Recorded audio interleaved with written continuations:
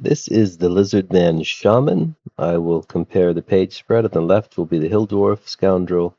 The right, the Lizardman Shaman. So here you have this heroic dwarf. Here you have this kind of jumping up. You have this Lizardman, in his true form, jumping out, kind of thematically connected. Then you have the hill, this beautiful in his fair form, this beautiful uh, woman who in the back you can see has a claw of a lizard man, her true identity. And on the other side you see the mountain of the dwarf fortress. So again, so the art is thematically, meant to be a work of art as well as a when you get RIN, like I say, it's an art book as well as a game. So you kind of get both elements. Lizardman Shaman. This is an interesting one. We worked on it for a while, came up with different ideas. I wanted to have 8 standard classes, 8 expanded classes, and I didn't really even plan that out. They kind of just formed naturally that way. But I decided, I mean, you have to put a limit on it eventually, and I think it's a solid combo. Lizardman Shaman is a unique thing. They have it's like a secret identity and a shape changing class, and it kind of ties into that fantasy archetype of this beautiful creature. Now, of course, you could don't have to be a woman. You could be this. My nephew played this big, hunky, good-looking man. Um, but the idea is you're just a very charming, beautiful person. But your true identity, you're a lizard man shaman. So you're sort of this monster that you transform into a monster once your guise is up. Or again, alternatively, you could switch it around to where your true form is this beautiful person, but you have this monster inside that comes out, kind of like a werewolf or transformation, or you could be something else altogether. I mean, you can play with these, push these archetypes the way you want, but it's envisioned initially that you're truly this hideous monster, but you have this fair form.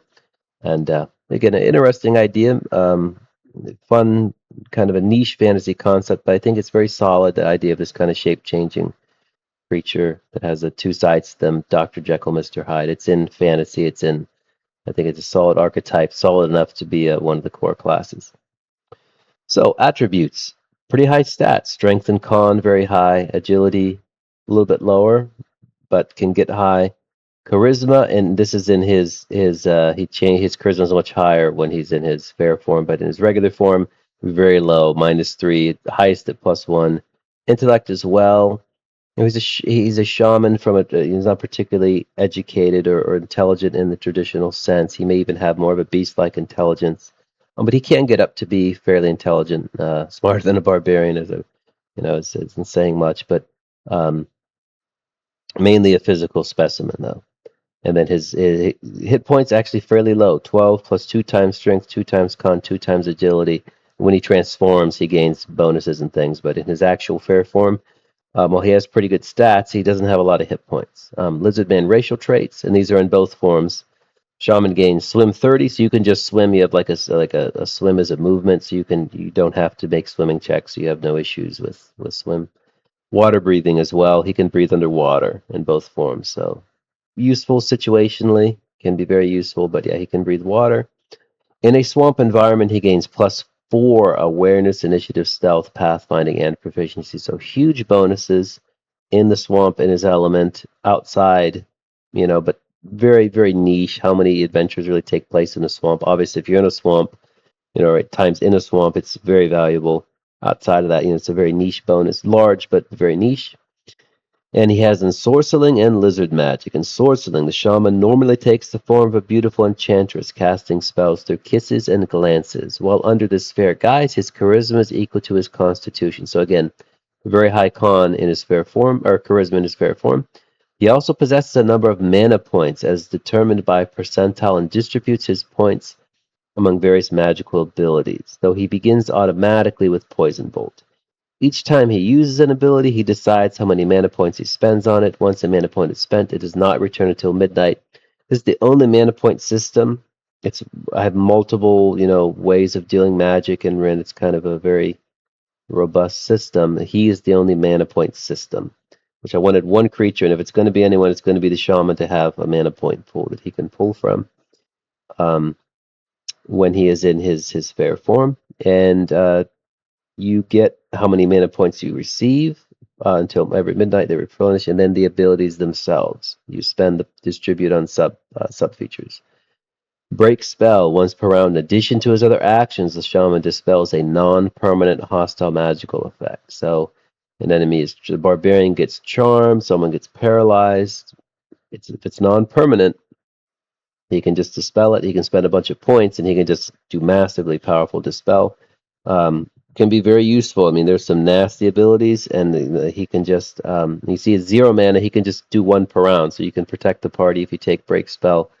If he spends mana, it can do like two effects, four effects, nine effects. So potentially, if you need him, he can do a really powerful dispelling if you get a mass ability. Like say a harpy is singing a song and the whole ship is lured by them. You can dispel it. So break spell is pretty useful if you put the points into it. Holy Kiss. Shaman heals a living creature of all damage with a kiss. Each creature may only be affected once per us. Again, you're this beautiful. You can go in kissing people, healing them, and it's kind of a benevolent thing. But also, just that they can kiss undead. So this kind of funny idea of this beautiful enchantress running around kissing these disgusting undead creatures, and they burst into flame or whatever, and are destroyed. And the damage can be quite nasty. It is generally, the shaman does not have a lot of abilities against undead, so it does go against the archetype. He's not really a holy creature, but somehow he has this ability to kind of maybe some pure element or some connection to whatever way he can kind of channel this holy energy, and very very kind of very comical in some extent. Like I mean, I've been kissing I like the idea of kisses and glances. As enchantress who's kind of pretending to be innocent but using these things to allure. There's definitely a neat little niche concept that can be really fun to play.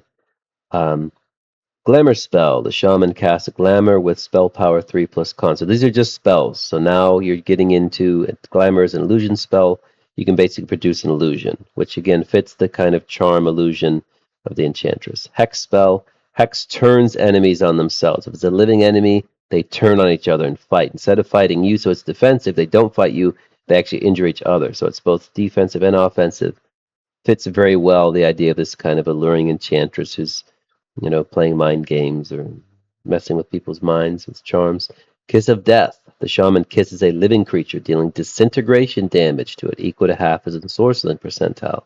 His full ensorceling. So again, with 2 mana, if you have again, at high level, you can do 100 disintegration damage with a kiss by spinning. So you can, it's just funny this idea. You go, oh, come here, and my nephew would have, where he's, oh, come give me, role play, and then you do 100 disintegration damage. It's that he wasn't that high level, but you're doing you're doing massive damage, and you can really in role playing situations you're this little defenseless. He was playing a man, as I would say, but this is kind of a hunky, beautiful Fabio type, and he's just come give me a kiss, and just blow up. It's really fun. It leads to a lot of cool role playing elements. Magic mirror. The shaman produces the mirror image effect from the mirroring spell, so a bunch of images come out. And give you chances to be missed in combat. So it's a defensive ability. Paralyzing glance. The shaman looks upon a living creature, paralyzing it for 1 round. So again, paralysis very powerful. You can take creatures out of combat. Very powerful creatures. Again, twice as ensorceling percentile. So if it's maxed out, you're doing 200 vitality worth. It's most creatures don't have that much. You're getting tier 6, tier 7, and they're not going to be affected. But you can paralyze them for 1 round. They don't get their offensive abilities, and you can injure them. They're paralyzed, so you get bonuses against them combat-wise. So very powerful potentially, um, and pretty potent stuff. Poison Bolt. This is one that you just get for free. You don't have to purchase it. The shaman hurls a poison bolt at a foe within 50 feet, dealing 3d8 poison damage, 6d8, 9d8, 12d8. The at-will poison bolt, very effective. A lot of creatures, like I said, undead, it's worthless. For the most part, it's really just undead that have immunity to poison damage. I don't do a whole lot of immunity and resistance. I try to keep it just to where it really makes sense. But it does have some. Automatons are another. They're non-living, so they're immune to poison. So again, those can be some pretty potent stuff. Lesser and greater undead and automaton. So it does have creatures that won't affect. But again, at will, you can just blast them for 3d8 poison damage. And it costs you nothing. Then you can spend extra mana if you want to you know, just load that up. It can be pretty powerful, pretty high damage. Ravishing Beauty. This is very while in Enchantress form, the shaman gains +1 in all charisma checks. So again, of all, even more than the bard. The bard just can get really high bonuses. But other than the bar, she might even be more. The Ravishing Beauty, you can just put 20 points in. It fits the archetype so closely, so it's a little cheaper. Max out your charisma, max out, you're going to get +6 on all charisma checks. So you just become this ultimate manipulator. It's really fun. It leads to all kinds of great, sweet talking people, and it's a really fun class. Surprisingly fun. When I made it, I didn't think it was going to be as interesting, but it's actually, if you want to be a role player, charming, it's great. Seducing glance. The shaman looks like a living creature, charming it for 1 hour. Its vitality is equal to or less than is in sorceling percentile. So again, just a charm. There are several classes that have this. And they work in different ways. They have different limitations. But any living creature, you can just charm. That's you have been bewitched. You bewitch the town guard, and you get him to let you in to do whatever. All kinds of great uses. Obviously, also has combat uses. Um, twice as in sorcering percentile. It can be. I mean, you can charm a very powerful creature. It just lasts for 1 hour. So again, very effective. Um, very powerful charm, and they really have one of the most powerful charms, is because it fits the class, the archetype so well. Withering Kiss. The shaman kisses a living creature, inflicting upon it unsightly festering disease. So that's more of kind of a role-playing element. And dealing d20 plus level necrotic damage to it. And you can add d20 plus level vampiric damage, then you can double the damage. So necrotic damage, vampiric damage actually heals you, then you can double it. So you can be doing 2d20, it's twice your level, and then you're doubling it, and half that's healing you. So pretty neat ability, Withering Kiss. And it's another at will with 0 mana. You can just keep doing necrotic damage. It scales with levels, so pretty potent. Again, very wide ranges. That's one thing with the shaman, is a lot of their damage is very, very wide. That's one thing I did. They do a lot of d20s, and so you could roll 3, you could roll 17, so you can really pack a punch if you roll well. And that's just one of the qualities of that class. So that is the fair form enchantress, enchanting element, the one side of the class. The other side, at the start of his turn or in response to being harmed, the shaman may change into his true form, healing an amount of damage equal to his lizard magic percentile. His weapons and armor meld into the new form, and he loses access to his mana, but may otherwise use consumables such as potions. He also gains a maul attack with the following AT, defense, and damage, and bonuses to armor, prowess, and vitality. So, again, in response to being injured, you can just transform and you fully heal. So you don't have a lot of hit points. Let's say you start with a 16 or something. You got a 12. Let's say you have a plus 12, 13, 14, 15. Let's say you say 16, 18 hit points. Not a whole lot, uh, given especially what you have. I mean, this magic is useful, but it's not as powerful as some classes. But again, when you get hit, you finally get called out, or if you just want at the start of your turn, you can transform. Then you turn into this giant killing machine. So your AT bonus is based, and also your equipment doesn't really matter in this form. That's one thing. Oh, it's the one class that equipment doesn't. In your fair form, it matters. In this form, it doesn't matter as much, except your consumables like potions and things. But in general, your new form is not connected to that. So you can just be a guy in just clothes. You don't really need any equipment. And again, that kind of has some drawbacks and benefits, but in general, it's a neat dynamic just to be able to wander around with nothing. The barbarian loses his axe and stuff. Like he's using his. He's not as effective. A lot of you're not bound to any of that. You can sneak in your pretty dress and then just turn to this massive monster and just maul people. So it's a cool idea. Okay, so your attack bonus, strength +2, defend, agility +1, damage. He uses D20s for his damage dice, and he gets really high-powered single attacks.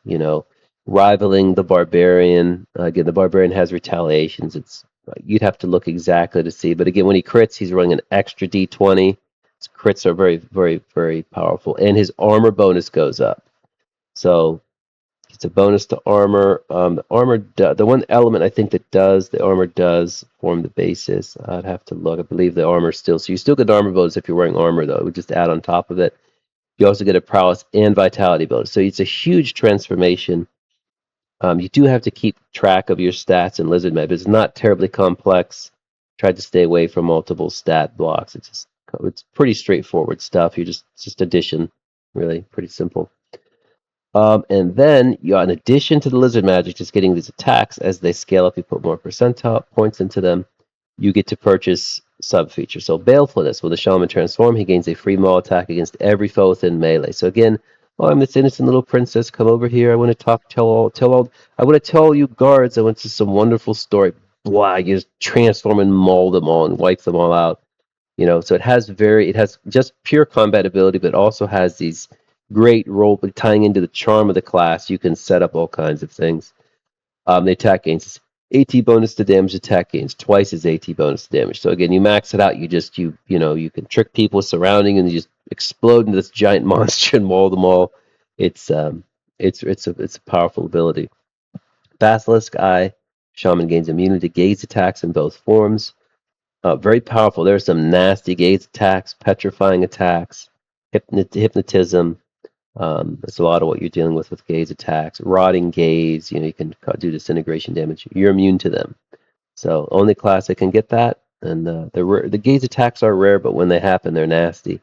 Evil Frog. When the shaman transforms, he summons and consumes an evil frog, which produces the mirror image effect from the mirroring spell with spell power 3 plus con. So when he transforms, he does a frog he eats, and boom, he's got a bunch of mirror. Not only have this killing machine, but there's images around him. You don't know which is the real one. You have to take them out one at a time, and it's powerful defense to an already powerful offensive creature. So again, quite potent, expensive. It costs 25, but very effective.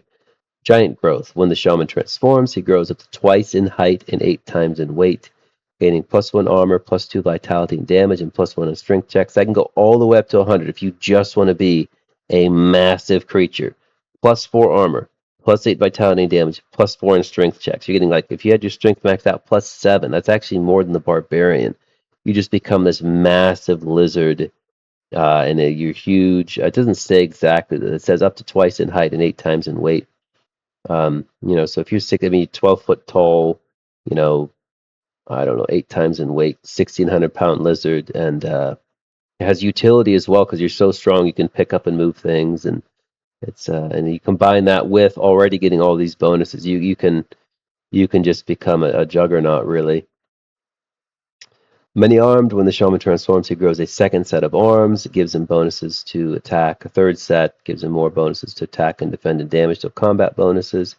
Two-headed, he transforms. He has a second head, which gives him +20 prowess and +4 awareness, so you become more aware, and much more aware, and you have a prowess bonus. So again, if you want to send in the giant, he actually has really good awareness. Imagine him in the swamp with +8 awareness. I mean, send the two-headed, he'll notice all kinds of creatures hiding, and he wants to track them down. Venomous Spit. While in lizard form, the shaman may use Poison Bolt at 0 mana once per round in addition to his maul attack. You can go all the way up to 100. If you just want to have a Venomous Spit in addition to your crazy maul attack, Poison Bolt at 3 mana. So that is, I believe, 12d8. 12d8. So every round, again, you put 100 points, so it's everything you have, but you're hitting average of 9 times 6, 54 poison damage you're spitting in addition to your maul. Again, you can become very deadly in that form. And the last one's Wyvern Wings. When the shaman transforms, he grows wings, gaining fly 60. So now you just have a permanent flight ability, flying two-headed. You can create all kinds of cool. Now, again, you don't have the points to do everything, obviously. That'd be terribly overpowered, but you can make some cool ideas. And my one nephew, he really enjoyed the giant growth. He just became this giant monstrosity, and a very, very potent. And again, low hit points in this form, low combat abilities, but pretty useful abilities. But then again, it's kind of two sides of the game. How do you want to play it? How do you want to balance out? Do you want to have powerful? You could go nothing into mana. You just have one point or 2 points in your poison bolt, but your core is you have this crazy form in the lizard, or you go the other way. I've got powerful magic. The lizard form's a little bit less. Obviously, over time, you can build up both of them. Build the concept you want, and a lot of cool abilities. Very very powerful class. Again, it's an expanded class, so it's more powerful, but it progresses more slowly, so it does balance out. He has delusion and survival as his proficiency. So survival is just like the other class of survivals. It is lower, but you see in the swamp it becomes much more useful. That's when he's in his element. But he does have ability in the natural world. He does have knowledge of kind of the natural world, which is helpful in a lot of different ways, as I've discussed with the ranger and the barbarian. Knowing beasts, knowing their abilities, um, avoiding hazards in extraordinary ways, finding safe places to camp where you don't have encounters. It has a lot of uses. I know it lists a bunch of survival skills. It's really pretty secondary. RIN doesn't really emphasize that. But there are situations where you might have that. It might be emphasized. You get shipwrecked and you have no food or provisions. DM wants to do a survival type campaign. You can do it in RIN. It's viable. It's just not normally the action RP. You're not generally where Indiana Jones and Captain Kirk. They're not where they're not worried about where their food and water is coming from. It's kind of funny. They're all over the world and where they get their resources from, where they get their money from. Those aren't in there. When they're using the bathroom, when they're, how are we going to get food? How are we going to pay for restaurants? None of that's worried about. That's all off camera stuff. And that's pretty much how Rin, pulling from the action adventure thing, it's, more or less goes that route. But you could always go, as I say, you could run it differently if you want to. Delusion, very powerful and unique to the Lizardman Shaman. The shaman may assume the form of a medium-sized person or object. You don't, it's not an illusion, you actually are shape change. So I turn into a barrel and I'm loaded on the wagon, and you've got, that's how we got in, and now got a Lizardman Shaman in there. Um, or you turn to obviously a creature. I'm going to turn into the town guard. I'm going to turn to this person, that person. Or he can alter the perception of a creature to convince him that something false is true. And you can do it a number of times for rest equal to con. So 1 to 3 times, very limited ability, but very powerful. I remember my nephew tried to convince this creature that jumping through a wall of flame would be a good idea. So it was a 14. He credited it, and the creature jumped through the wall of flame and get destroyed by it.